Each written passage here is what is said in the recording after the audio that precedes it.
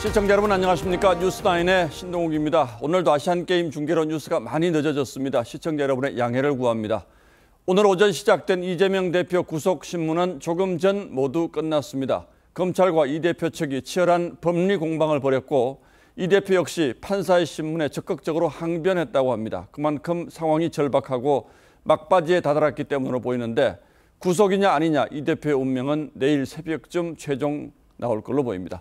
오늘은 서울중앙지법과 서울구치소를 이어서 연결하겠습니다. 먼저 서울중앙지법에 나가 있는 취재기자 연결합니다.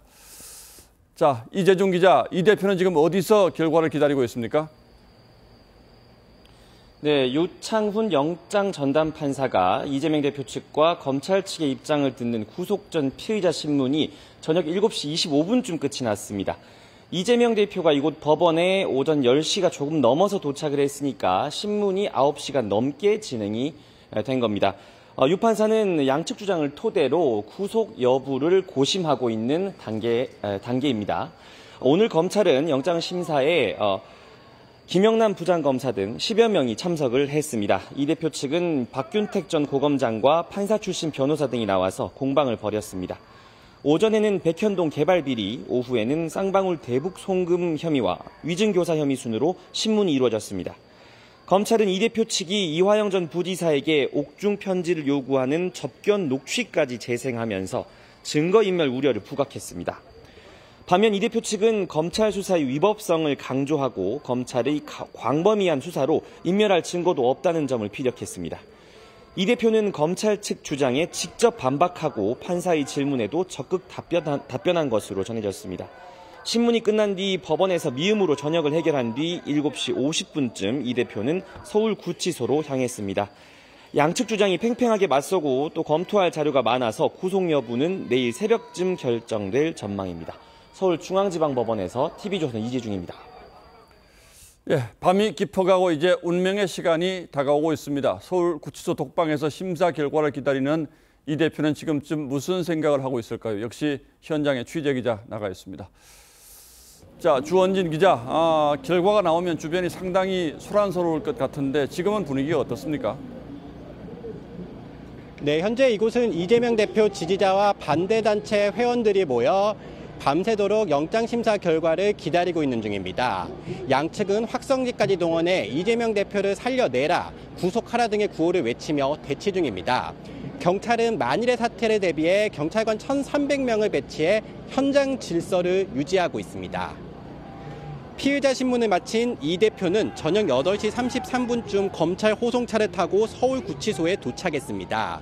이 대표는 간이 입소 절차를 거친 뒤 14제곱미터, 4평 정도 크기 독방에서 심사 결과를 기다리고 있습니다.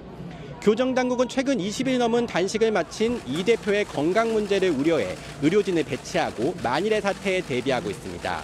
법원이 구속영장을 발부하면 이 대표는 신체 검사 등을 거쳐 바로 수감됩니다. 반대로 영장이 기각되면 즉각 구치소를 나와 녹색병원으로 복귀할 것으로 보이는데 이 경우 검찰은 추석 연휴 이후 이 대표를 불구속 기소할 것으로 전망됩니다. 서울구치소에서 TV조선 주원진입니다. 오늘 영장심사에선 이재명 대표의 증거인멸 우려가 첨예한 쟁점이었습니다.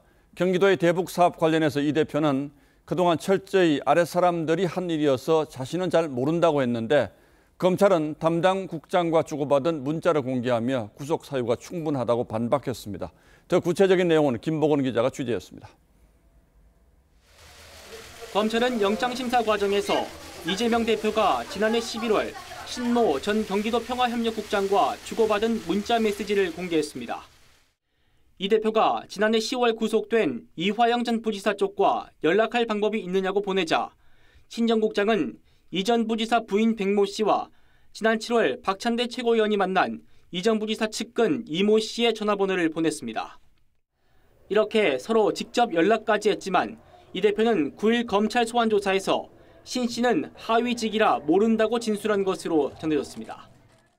검찰은 이를 두고 수사기관을 속인 증거인멸 시도라고 강조했습니다. 검찰은 또 경기도 대북사업 공문 유출 과정에 이 대표가 관여한 정황이 담긴 통화 내역도 제시한 걸로 확인됐습니다. 유출된 대북사업 자료는 민주당이 검찰 수사를 반박하는 데 쓰였다고 검찰은 설명했습니다. 이외에 이 대표가 검사 사칭 재판 관련자에게 위증을 교사하는 통화 내용, 민주당 인사가 이전 부지사에게 허위 옥중 편지를 종용하는 접견 녹취 내용도 공개한 것으로 전해졌습니다. 이 대표 측은 검찰청 두 곳이 1년 반에 걸쳐 수사를 해 더 이상 인멸할 증거가 없다고 반박했습니다. 또 법리상 죄가 안 되는 부분도 많아 증거를 인멸할 필요도 없다고 맞선 것으로 파악됐습니다. TV조선 김보건입니다. 예, 앞서 보신 것처럼 이 대표는 걸어서 법원에 나왔습니다. 한 손에 지팡이를 그리고 다른 한 손에 우산을 든 모습도 보였고 건강 상태는 예상보다 크게 나빠 보이진 않았습니다. 하지만 검찰 출석 때와 달리 아무 말 없이 법원으로 들어갔습니다. 병원에서 법원까지 이 대표의 모습은 한송원 기자가 취재했습니다. 오전 8시 30분 검은색 정장을 입은 이재명 대표가 병원 출입문으로 나섭니다. 단식 때 보였던 흰 수염은 깨끗하게 깎았고 오른손엔 지팡이를 짚었습니다. 미리 병원 앞에 도착해 있던 민주당 지도부와 악수로 인사를 나눴고 대표님 힘내십시오! 진실이 중요합니다! 지지자들에게 손을 흔들어 보이기도 했습니다. 차까지 이동하면서 두 차례나 휘청였고 옆에 있던 천준호 비서실장의 도움을 받고 차량에 올라탔습니다. 1시간 반가량 뒤인 오전 10시 3분 서울중앙지법에 도착한 이 대표는 왼손엔 우산을 들고 오른손으로 지팡이를 짚고 바닥을 응시하며 천천히 걸어 법원 출입문으로 이동했습니다. 앞서 지난 10일 검찰 출석 당시 앞을 보며 당당히 걸었던 모습과는 대조적입니다. 이 대표는 포토라인에 서지 않고 지나쳤고 취재진 질문에 아무런 답도 하지 않았습니다. 증거 인멸을 교사했다는 혐의에 대해 어떻게 방어하실 건가요? 김인서 씨랑 마지막으로 연락한 게 언제입니까? 법원 앞에선 경찰 추산 350명 지지자들이 모여 이재명은 죄가 없다를 연호했고 맞불 집회를 연 반대 단체들은 이재명 구속을 외쳤습니다. 이재명 대표님을 지켜냅시다!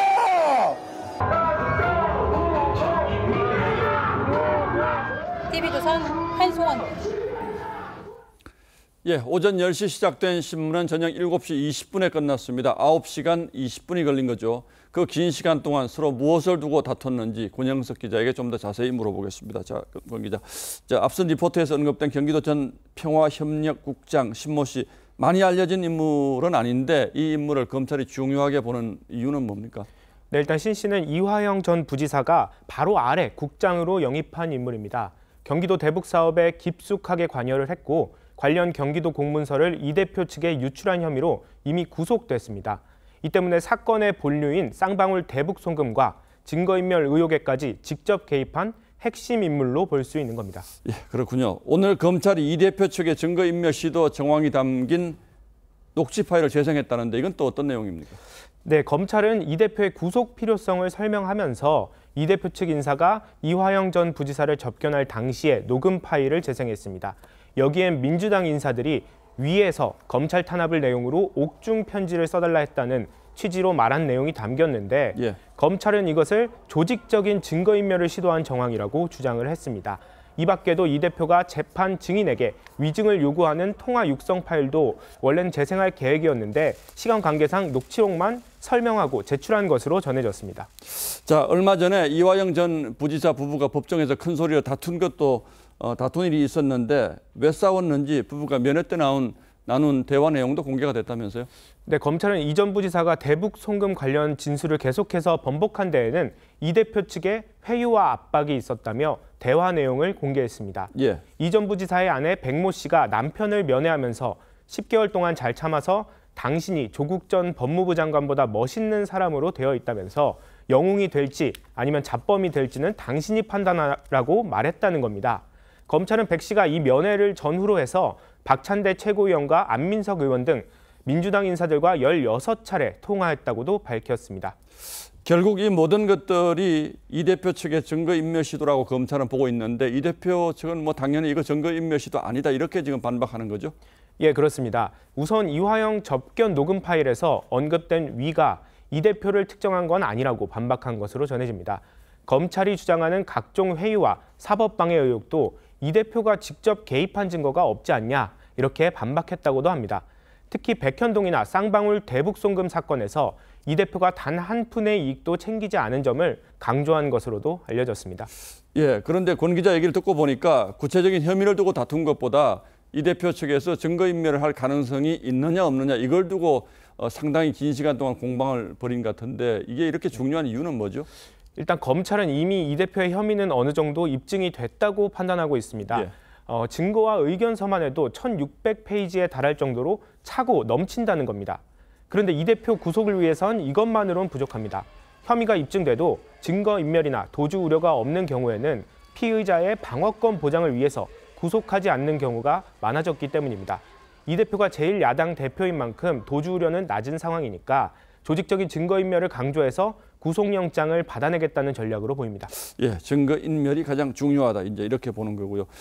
구속 여부가 검찰의 앞으로 향후 행보에도 뭐 영향을 당연히 많이 미치겠죠? 네, 그렇습니다. 일단 영장이 발부되면 검찰의 수사 속도도 빨라질 전망입니다. 하루 정도 쉰 뒤에 구치소에 수감된 이 대표를 불러서 강도 높은 조사를 이어갈 것으로 보입니다. 하지만 기각되면 검찰의 입지는 기각 사유에 따라 달라집니다. 기각 사유에 혐의가 소명된다는 내용이 포함된다면 수사의 동력을 이어가겠지만 다툼의 여지가 있다거나 혐의 소명이 부족하다는 이유로 기각이 된다면 검찰 수사는 타격을 받을 수밖에 없습니다. 예, 뭐 오랫동안 진행된 수사였죠. 검찰도 지금 뭐 상당히 긴장된 분위기로 결과를 기다리고 있겠군요. 예, 권영석 기자 잘 들었습니다. 이재명 대표가 영장 실질 심사를 받고 있던 바로 그 시각 국회에선 민주당의 새 원내대표가 선출됐습니다. 이 대표 체포동의안 가결 이후 친명계 의원들에 의해 사실상 강제 사퇴당한 박광원 전 원내대표 후임을 뽑는 선거였죠. 새 원내대표로는 친명계 3선 홍익표 의원이 당선됐는데 당의 화합을 강조하면서도 체포동의안에 찬성한 의원들에게는 정치적 책임이 있다고 강조했습니다. 민주당에서 앞으로 어떤 일이 벌어질지를 함축적으로 시사하는 발언이기도 해서 최원국 기자에게 해설을 부탁했습니다. 민주당 새 원내대표 선출에 앞서 정청래 수석 최고위원은 이재명 대표를 지켜달라고 호소했습니다. 처연한 눈빛으로 저희를 쳐다보는데 당을 안정적으로 잘 이끌어달라는 그런 당부의 말씀이 눈빛에 담기지. 투표 직전엔 이 대표를 지키겠다는 후보 전원의 합의문도 발표했습니다. 이재명 대표를 지키고 윤석열 정부의 폭정에 맞서 민주주의 후퇴를 막겠습니다. 이어 비공개로 진행된 경선에서 홍익표 의원이 남인순 의원과 결선 투표 끝에 당선됐습니다. 민주당이 하나의 팀이 돼서 이재명 대표와 함께 내년 총선에서 승리할 수 있는 그런 힘을, 동력을 만들어내겠습니다. 홍 원내대표가 당선 직후 당내 화합을 강조했지만 총선까지 이재명 대표 체제가 이어져야 한다는 뜻을 내비친 만큼 친명계와 비명계의 갈등을 누그러뜨리긴 쉽지 않을 거란 전망이 나옵니다. 특히 홍 원내대표는 이 대표 체포 동의안에 가결표를 던진 의원들을 향해 정치적 책임을 져야 될 부분이 있다고 말했습니다. 국민의힘은 민주당이 이재명 호위무사 경쟁만 하고 있다고 비판했습니다. 민주당은 원내대표 경선 과정에서 이재명 대표 지키기에 열을 올리는 모습을 보여 우려가 앞서는 것도 사실입니다. 박수영 여의도 연구원장은 홍위병의 부활이라고 지적했습니다. TV조선 최원국입니다. 그런데 이 대표 체포동의안에 찬성한 것으로 알려졌거나 구속 반대 탄원서에 서명하지 않은 의원들을 향한 공격은 이미 도를 넘었습니다. 입에 담을 수 없는 비방과 욕설을 넘어서 살해 협박으로 경찰이 신변 보호에 나서는 일까지 벌어졌습니다. 어느 당의 문제인지를 떠나서 대한민국 민주주의가 흔들리는 소리가 요란하고 동시에 나라의 미래를 걱정하는 탄식도 커지고 있습니다. 보도에 최지원 기자입니다. 이재명 대표 체포동의안 가결 직후 한 온라인 커뮤니티에 올라온 글입니다.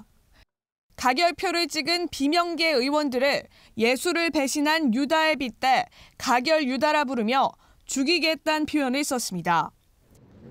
한 시민의 신고로 경찰이 수사에 나섰는데 앞서 지난 23일엔 비명계 의원들을 지목해 살인 예고글을 쓴 40대가 경찰에 붙잡혔습니다. 민주당 당원 게시판에도 이재명 대표 영장 기각 탄원서에 서명하지 않은 의원 6명의 화형식을 열어야 한다는 협박성 글이 올라오는가 하면 비명계 의원들을 향해 죽창을 들자라는 극단적인 표현까지 등장했습니다.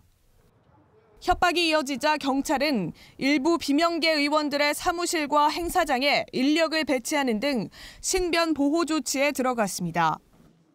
경찰서에서 나와서 소음 체크하고 계속해서 좀 이렇게 지켜보고 있어요. 이미지만 사건이 나지 않을까. 비명계는 민주당이 독재로 가고 있다고 반발했습니다. 더불어민주당이 공산당입니까? 민주주의 교육을 좀 받아야 될 사람들이 대거 더불어민주당에 들어와서 오염시키고 있다. 같은 당에서 이럴 수가 있냐라는 배신감, 거기에 또 강성 지지층에 영합해서 그걸 부추기는 세력. 민주당 당원 게시판엔 부적절한 글은 삭제하겠다는 공지가 있지만 비명계를 향한 협박성 글엔 별다른 조치가 취해지지 않고 있어 사실상 방치하는 것 아니냐는 지적이 나옵니다. TV조선 최주원입니다.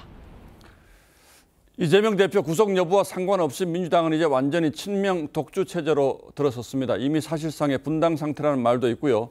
큰 틀에서 보면 이런 혼란스러운 상태가 내년 총선까지 이어질 가능성도 높아 보입니다.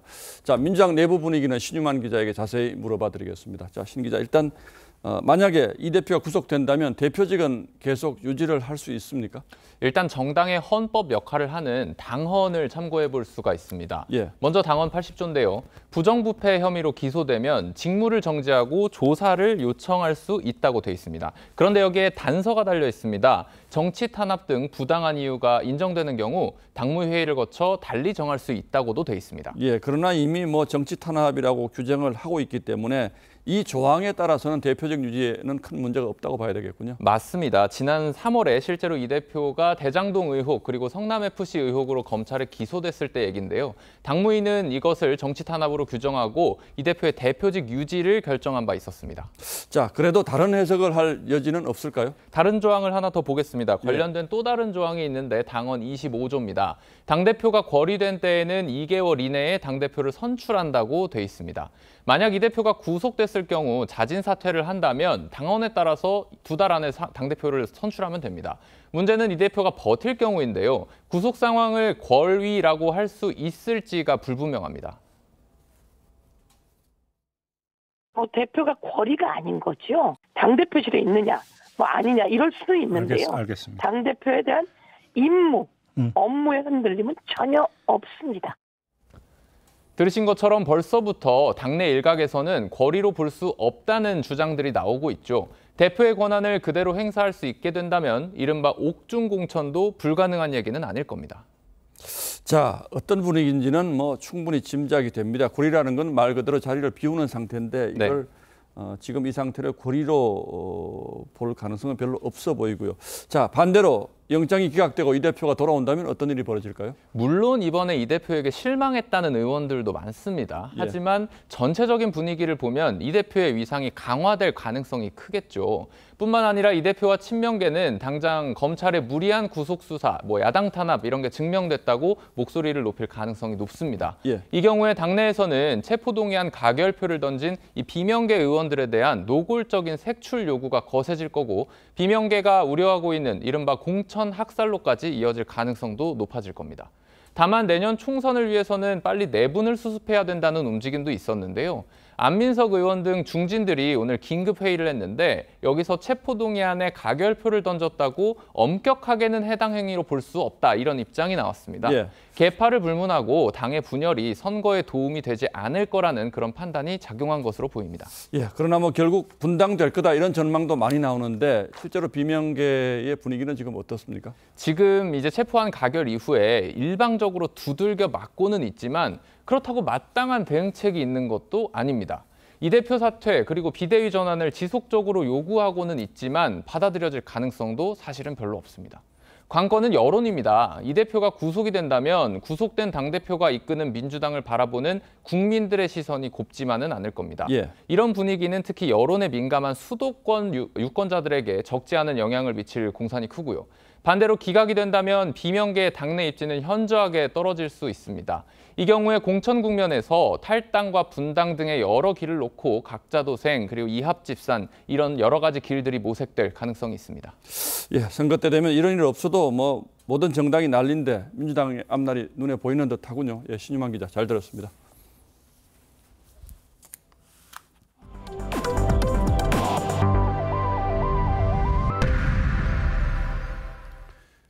문재인 정부 당시 국회를 통과한 대북 전단 금지법이 위헌이라는 헌법재판소의 판단이 나왔습니다. 헌법재판관 9명 가운데 7명이 위헌이라고 판단했는데 당시 정부가 법을 만든 논리를 헌법재판소가 어떻게 공박했는지 김도영 기자가 전하겠습니다. 2020년 한 북한 인권 단체가 북한 체제를 비판하는 대북 전단을 뿌리자 북한은 김여정 노동당 부부장이 대남 위협 성명을 발표하고 개성의 남북 연락사무소를 폭파했습니다. 요란한 폭음 속이 참혹하게 완전 파괴됐습니다. 6개월 뒤 당시 여당이던 민주당은 이른바 대북전단 금지법을 통과시켰습니다. 전단 살포가 접경지역 주민을 위험에 빠뜨리고 남북관계에 긴장을 조성해 공익을 해친다는 이유였습니다. 가결되었음을 선포합니다. 북한 인권 단체들은 이 법이 표현의 자유를 침해한다며 곧바로 헌법 소원을 냈고 헌재는 2년여 만에 7대2 의견으로 위헌 결정을 내렸습니다. 군사분계선 일대에서 전단을 살포할 경우 3년 이하의 징역 또는 3천만 원의 벌금형에 처하도록 한 조항입니다. 헌재는 해당 조항이 국가형벌권까지 동원해 표현의 자유를 지나치게 침해했다고 밝혔습니다. 또 북한 도발 책임을 전단 살포자에게 전가하는 것이라고도 지적했습니다. 헌재 결정으로 대북전단 금지법은 즉시 효력을 잃게 됐습니다.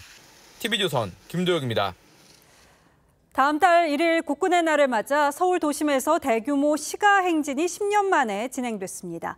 궂은 날씨에도 시민들은 거리를 가득 메웠는데요. 교통 등 불편이 없진 않았지만 첨단 무기가 대거 첫선을 보여서 시민들은 대한민국 국군의 위용을 실감했습니다. 먼저 차순우 기자입니다. 보병전투 차량 K-21을 앞세운 기갑부대가 서울 한강대교로 진입합니다. 육군 주력 전차인 K2 흑표 등 첨단 무기도 연이어 모습을 드러냅니다. 75주년 국군의 날을 맞아 2013년 이후 10년 만에 대규모 군 시가행진이 열렸습니다. 오후 4시부터 숭례문과 광화문 일대에서 진행된 본행사에는 병력 6,700여 명과 전차와 장갑차, 미사일 등 무기와 장비 340대가 등장해 군 위용을 과시했습니다. 비가 내리는 와중에도 시민들은 거리로 나와 태극기를 흔들며 환호했습니다. 북한이 계속 이렇게 도발을 하고 있고 저희도 이제 좀 한 명의 시민으로서 불안하잖아요. 주기적으로 해줘서 뭐 국군의 위대함? 약간 그런 걸 좀 계속 알려줬으면 좋겠어요. 행사에 참여한 군인들은 시민을 향해 손을 흔드는 등 과거보다 친근한 모습도 연출했습니다. 윤석열 대통령도 군부대 행렬을 따라 시민들과 함께 걸으며 행사에 참여했습니다. 국가와 국민의 충성! 경찰은 기동대와 교통경찰 1000여 명을 투입해 차량 통제와 인파 관리에 나섰습니다. TV조선 차순우입니다. 보셨듯 오늘 시가행진이 시민 눈길을 사로잡은 건 이 국군의 날 기념 행사 영상 등에서 등장한 적은 있지만 실물을 공개 행사에서 선보인 건 처음이기 때문이기도 한데요. 우리 군 미사일 방어 체계의 한 축인 킬체인의 핵심이자 괴물 미사일로 불리는 현무도 공개됐습니다. 이 같은 비밀 병기의 공개가 갖는 의미는 뭔지 윤동빈 기자가 설명드리겠습니다. 우리 군이 극비리에 개발 중인 현무 신형 미사일이 서울 도심 한복판에 들어섭니다. 탄두 중량만 6톤 이상으로 특정 지역에 한해서는 전술에게 버금가는 괴물 미사일 현무 신형은 지하 100m 깊이에 있는 김정은 벙커를 파괴할 수 있는 우리 군의 독침 무기입니다. 음속 5배의 적 탄도미사일을 요격할 수 있는 LSAM도 일반에 처음 공개됐습니다. LSAM은 최대 80km 고도에서 적의 탄도미사일을 요격할 수 있어 한국판 사드로 불립니다. 군이 개발 단계에 있는 비밀병기를 이례적으로 공개한 건 핵과 미사일 기술을 고도화하는 북한에 대한 강력한 경고 메시지로 풀이됩니다. 바다 위의 이지스함 정조 대왕함도 증강현실 AR 기술로 광화문 빌딩 사이의 모습을 드러냈습니다. 100km까지 정밀 감시가 가능한 중고도 무인 정찰기와 스텔스 자폭 드론, 해상 정찰 임무를 맡는 무인 수상정과 잠수정도 시민들의 눈길을 끌었습니다. 이번 시가 행진의 가장 눈에 띄는 큰 특징은 무인 전력이 대거 등장했다는 점입니다. 인구와 병역 자원 감소를 첨단 무인 전력으로 극복하겠다는 의지가 담긴 거란 평가가 나옵니다. 한미동맹 70주년을 기념하는 이번 시가 행진에는 처음으로 미 8군 전투부대원 300여 명도 참여했습니다. TV조선 윤동빈입니다. 시가 행진에 앞서 국군의 날 기념식도 열렸습니다. 올해 국군의 날이 추석 연휴 기간임을 감안한 건데요. 첨단 무기들을 직접 사열한 윤석열 대통령은 이 북한이 핵을 사용할 경우 한미동맹이 정권을 종식시킬 거라고 경고했습니다. 이어서 김정우 기자입니다. 6,700여 명의 장병들과 200여 대의 장비가 참가한 가운데 윤석열 대통령이 열병차에 올라 거수 경례로 사열합니다. 한국형 삼축 체계의 핵심 무기들과 한국형 무인 정찰기 등이 한자리에 모였습니다. 무인 항공기와 소형 드론, 무인 잠수정 및 무인 수상정으로 구성된 무인 체계제대입니다. 합동 특공 무술팀은 태극기와 건군 75주년을 표현한 대형으로 격파 시범을 보였고 한미동맹 70주년을 기념해 한미 상호방위 조약 체결과 정전협정 서명에 참석했던 미군 인사들의 가족도 초청됐습니다. 윤 대통령은 강한 군대만이 진정한 평화를 보장한다고 강조했습니다. 국군 통수권자로서 적에게는 두려움을, 국민에게는 믿음을 주는 강한 군대를 만들기 위해 최선을 다할 것입니다. 한미동맹은 핵을 기반으로 하는 동맹으로 고도화됐다며 북한을 향해선 핵무기가 정권의 안위를 지켜주지 못한다고 경고했습니다. 북한의 핵 도발에 대해선 1년 전 국군의 날 행사 때 언급한 압도적 대응을 넘어 정권 종식으로 경고 수위를 한 단계 더 끌어올렸습니다. 북한이 핵을 사용할 경우 한미 동맹의 압도적 대응을 통해 북한 정권을 종식시킬 것입니다. 행사 후 장병 1,500여 명을 만나 격려한 윤 대통령은 압도적이고 강력한 국방력만이 자유와 평화를 보장한다며 강한 군대를 재차 강조했습니다. TV조선 김정우입니다. 모레부터 6일간의 긴 연휴에 들어가게 되죠. 자영업자 고민이 큽니다. 대다수 시민들이 긴 휴가에 들어가는 만큼 문을 열어놔도 과연 찾는 사람이 있을까? 나가는 돈이 더 많아지는 건 아닐까 싶은 건데요. 그런데 이게 또 업종별로 상황이 다르다고 합니다. 지선우 기자가 알아봤습니다. 서울 여의도에서 음식점을 운영하는 이기주 씨. 추석 연휴 6일 동안 문을 닫기로 했습니다. 한 달 중 5분의 1을 쉬는 셈이어서 매출이 크게 줄어들지만 일할 종업원이 없어 어쩔 수 없습니다.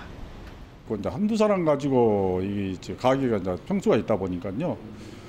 돌리기가 힘들어요. 어쩔 수 없이 그냥 쉬는 겁니다. 뭐 쉬고 싶어 쉬는 게 아니고요. 울며 겨자 먹기로 영업을 계속해야 하는 자영업자들도 있습니다. PC방같이 혼자서도 가게를 운영할 수 있는 곳은 전기료, 임대료라도 벌려면 영업을 하는 게 낫습니다. 제가 해야죠 뭐. 명절에 문을 열어야지 10월 달에 전기요금을 내요. 문 닫으면 큰일 나요. 한 외식 업체에서 조사해봤더니 자영업자들의 절반가량은 추석 당일과 전날에 쉰다고 합니다. 대신 연휴 후반에는 대부분 문을 연다고 답했습니다. 자영업 온라인 커뮤니티는 직장인들과 반대로 긴 연휴가 썩 반갑지 않다는 반응. 연휴에도 열긴 열어야 하는데 언제 문을 여는 게 더 유리할지 고민이라는 등 하소연이 이어집니다. 에너지 비용 급등이라든지 아니면 최저임금도 올해가 인상되었다 보니 비용 증가 요인이 겹치면서 사실 심각하게 생존을 어떻게 해야 되나 고민을 하고. 매출이 급감한 소상공인을 대상으로 세제 혜택 같은 정부 지원이 필요해 보입니다. TV조선 지선호입니다. 추석하면 환하게 떠오르는 보름달 생각하실 텐데요. 그 보름달에서 바라본 지구의 모습이 공개됐습니다. 우리의 달 궤도 위성인 다누리가 촬영한 건데요. 박상현 기자가 전합니다. 둥근 지구에 선명하게 보이는 호주 대륙. 그 위 한반도는 구름에 가려져 일부만 모습을 드러냈습니다. 지난 15일 달 궤도선 다누리에 고해상도 카메라가 달 상공 100km에서 촬영한 지구의 모습입니다. 궤도 위치도 잘 알아야 되고 타이밍을 맞춰야 되고 자세를 정확하게 제어하면서 세 개가 다 맞아야 깨끗한 이미지가 이제 촬영될 수 있는 거고요. 1969년 인류 최초 유인 달 착륙으로 유명한 닐 암스트롱의 아폴로 11호가 달에 내린 흔적도 촬영됐고 마지막 달 착륙으로 기록되는 아폴로 17호의 착륙 장소도 선명하게 담았습니다. 우주에서 임무를 수행 중인 다누리의 활동 기간도 연장됐습니다. 국제적인 달 탐사에 우리가 참여할 수 있는 모멘텀과 기술적인 기반을 제공한 게 좀 또 다른 의미가 있다고 보고요. 다누리는 당초 올해 말까지 달 궤도를 돌 예정이었지만 성능이 우수한 것으로 평가되면서 2년 더 임무를 맡게 됐습니다. 한국항공우주연구원은 다누리의 탐사 내용을 기반으로 오는 2032년 달 착륙선을 쏘아올릴 계획입니다. TV조선 박상현입니다. 최근 주택시장이 다시 불안해질 조짐을 보이자 정부가 1년 만에 대책을 냈습니다. 3기 신도시를 중심으로 공급을 확대하고 막힌 돈줄도 상당히 풀어주기로 했습니다. 정부 발표의 구체적인 내용은 김지아 기자가 먼저 설명하겠습니다. 경기도 고양시의 3기 신도시 건설 현장. 허허벌판에 트럭들만 덩그러니 세워져 있습니다. 2년 전 사전 청약 때만 해도 이르면 2025년 입주 예정이었는데 토지 보상 지연과 LH 개혁 등의 영향으로 2년이나 늦어졌습니다. 많이들 불안하죠. 고객님들은 그게 자기 집 마련에 대한 희망을 가지고 있는데 특별하게 뭘 어떻게 된다 얘기도 안 해주고 지자체에서도 그렇고. 사실상 주택 공급 초기 비상사태라고 진단한 정부는 서둘러 대책을 내놨습니다. 우선 3기 신도시 물량의 용적률과 주택 용지 비율을 최대한 끌어올려 3만 호 등을 추가 확보하고 기존에 발표했던 물량 등을 더해 공공 물량 12만 호를 공급합니다. 속도도 빨라집니다. 지구계획과 주택사업계획을 동시에 승인하는 패스트트랙을 동원해 최대 6개월 이상의 기간 단축에 나섭니다. 신규 공공택지 후보지도 내년 상반기에서 올해 11월로 앞당겨 발표할 계획입니다. 속도를 막고 있는 요인들을 풀면 그리고 시장의 동력에 의해서 충분히 정상화가 가능한 수준이라고 보고요. 얼어붙은 민간 공급 시장은 막힌 자금줄을 뚫어주는 방식으로 지원합니다. 건설사를 위한 부동산 프로젝트 파이낸싱 보증 규모를 기존보다 10조 원 늘리고 대출 한도와 심사 기준도 완화합니다.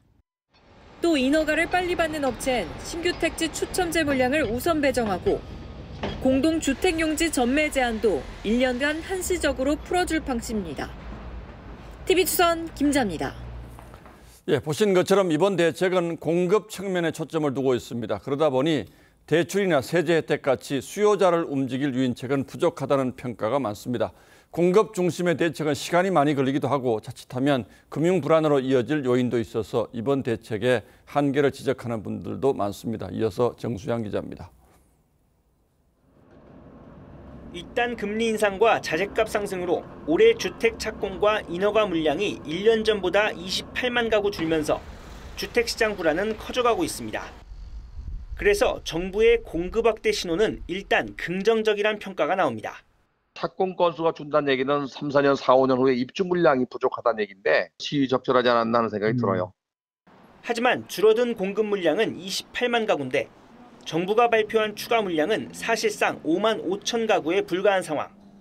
3기 신도시 용적률을 더 완화하는 식으로 공급량을 늘렸어야 한다는 지적이 나옵니다.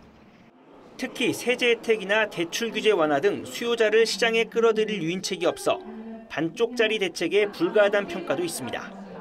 아파트 미분양이 많은 곳에는 양도세를 향후 5년간 좀 감면해 준다든지 무주택 서민에 대한 그런 금융 세제 혜택이 좀 빠진 점은 좀 아쉽다고. PF 대출 보증을 확대해 건설사의 돈맥 경화를 푸는 건 좋지만 철저한 관리 감독이 뒷받침돼야 한다는 목소리가 큽니다. 우량 사업종을 중심으로 지원을 집중해야 됩니다. 보증을 취약 사업장까지 진행하게 되면 문제가 생겼을 경우에 그 여파가 매우 커질 양상이 있기 때문입니다. 국토부는 정상 부실 사업장에 대한 기준이 별도로 없어 금융기관 결정에 따라 자금을 지원할 계획이라고 밝혔습니다. TV조선 정수양입니다. 대전역 광장에는 문화재로 지정된 낡은 일본식 목조 창고 건물이 남아 있었는데요. 하룻밤 사이에 사라졌습니다. 대형 모듈 트레일러를 이용해서 건물을 통째로 들어 올려서 옮긴 겁니다. 국내에서 이 공법이 적용된 건 처음입니다. 김다로 기자입니다. 커다란 창고 건물이 왕복 6차선 도로를 따라 이동합니다. 국가 등록 문화재인 대전역 철도 보급 창고를 통째로 옮기는 겁니다. 이전 부지까지 거리는 600m였지만 시속 2km 속도로 이동해 자리를 잡는 데만 2시간이 걸렸습니다. 창고 건물이 길이 41.8m, 폭 6.5m, 무게 24톤에 이르다 보니 교통 통제는 물론 일부 신호등까지 철거해야 할 정도였습니다. 건물 이전에 투입된 장비는 바퀴 98개가 달린 모듈 트레일러입니다. 건물을 트레일러에 실어 통째로 옮기는 공법은 국내에선 처음입니다. 위성 장치를 통해 건물의 수평을 유지하고 해체나 조립, 복원 과정 없이 건물을 옮길 수 있는 공법입니다. 대전역 철도 보급 창고는 1956년에 지어진 일본식 목조 건축물입니다. 이전 과정에서 원형 훼손 우려가 높아 준비 작업만 석 달 넘게 걸렸습니다. 고스란히 보존하면서 새롭게 보존할 수 있는 길을 찾고자 고민하던 과정에서 이렇게 전체 이축하는 방식을 저희가 선택하게 됐습니다. 건물을 통째로 옮기는 모듈 트레일러 공법이 도시 개발 과정에서 불거지는 문화재 훼손 문제를 해결할 새 대안으로 자리 잡고 있습니다. TV조선 김다로입니다. 야생 멧돼지는 농작물을 파헤치고 가축 전염병을 퍼뜨려서 농민에게 큰 골칫거리인데요. 환경부가 자율주행차에 쓰이는 라이더 센서를 장착한 드론을 활용해서 멧돼지 추적에 나섰습니다. 신경희 기자가 보도합니다. 강원도 행성 태백산맥 자락의 국사봉. 드론이 100m 상공으로 날아올라 야생 멧돼지 한 마리를 찾아냅니다. 경사가 완만한 곳에서 먹이를 찾고 구릉지 바위 틈에서 쉬는 모습을 내내 추적합니다. 사람이 직접 다니기 어려운 험지라 드론 없이는 불가능한 일입니다. 지형이 가파르거나 험하면 사람이 직접 포획하러 들어가기도 아예 불가능했습니다. 환경당국은 지난 겨울부터 아프리카 돼지열병 발생 지역에 라이다 드론을 투입했습니다. 라이다는 물체에 쏜 레이저파가 돌아오는 시간을 측정해 반사체의 위치를 측정하는 시스템으로 자율주행차에도 쓰입니다. 라이다를 탑재한 드론은 평균 고도 100m, 시속 11km로 멧돼지를 추적합니다. 첨단 드론을 투입하면서 멧돼지가 주로 어느 정도 경사지와 식생지대에 출몰하는지도 파악하게 됐습니다. 3,600번을 촬영을 했습니다. 출현 지점에 어떤 특성이 있는지 이제 밝혀낸 거죠. 환경당국은 야생 멧돼지가 일으키는 농작물 피해와 아프리카 돼지열병 확산 예방에 라이다 드론을 활용할 계획입니다. TV조선 신경입니다. 친구는 가까이, 적은 더 가까이 숱한 명언을 남겼던 영화 대부 기억하실 텐데요. 실제 모델이 됐던 이탈리아 마피아 조직 대부가 숨졌습니다. 30년간 호화 도피 행각을 해왔지만 병마에서는 도망칠 수 없었습니다. 류주영 기자의 보도입니다. 영화 대부 속에 등장하는 시칠리아 마피아 조직 코사 노스트라. 살인을 서슴지 않는 잔인한 마피아들로 묘사됐습니다.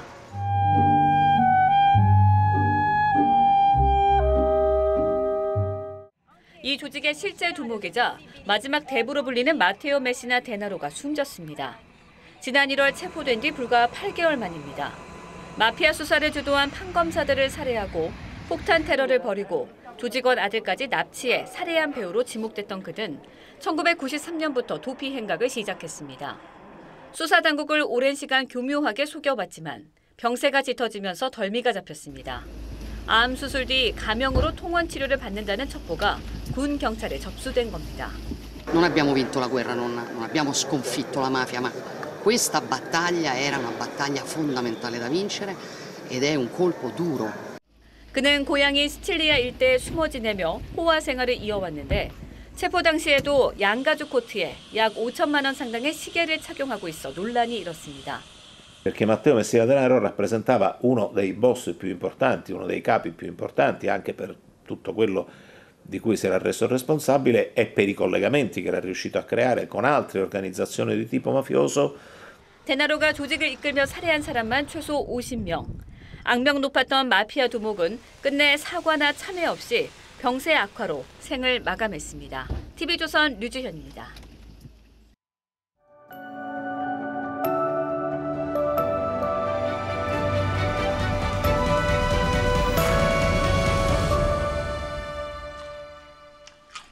Two types focused. The scorpion and the frog.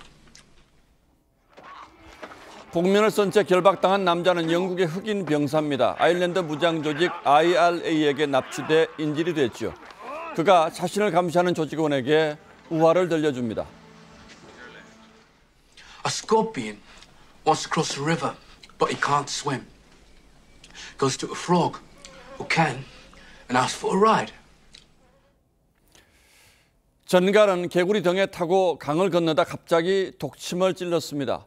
개구리가 죽어가며 너도 물에 빠져 죽을 텐데 왜? 라고 원망하자 전갈이 말했죠. 이게 내 본성이거든. 족제비 꼬리 털을 종이에 싸서 굴뚝 밑에 묻어두었다가 만든 붓이 바로 명품 황모필이라는 겁니다. 하지만 개꼬리 3년 묻어도 황모는 못 되죠.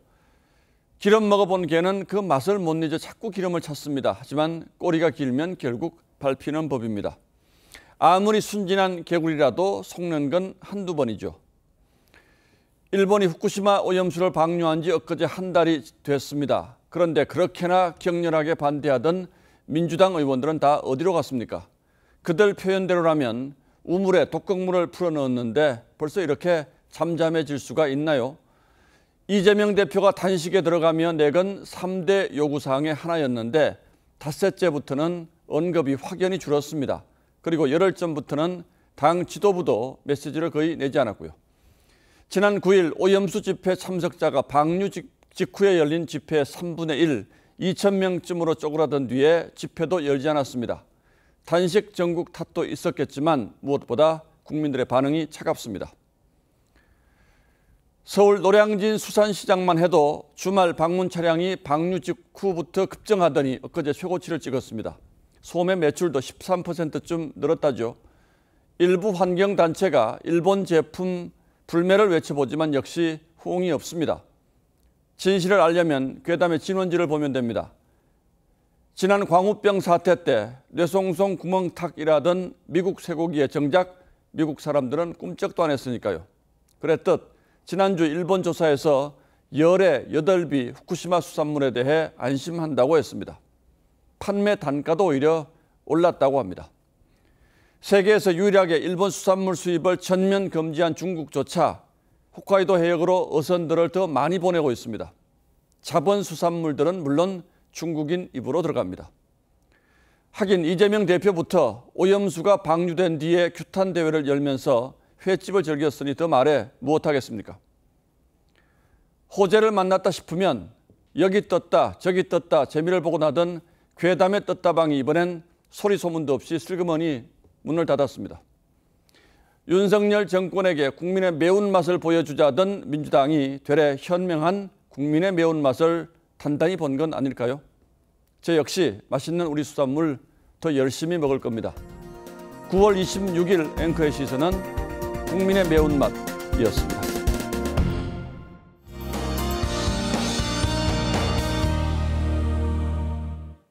촉촉한 가을비가 전국을 적신 하루였습니다. 밤이 되면서 일부 지역은 소강 상태를 보이고 있는데요. 중부와 경북을 중심으로는 내일까지도 가끔 비가 이어지겠습니다.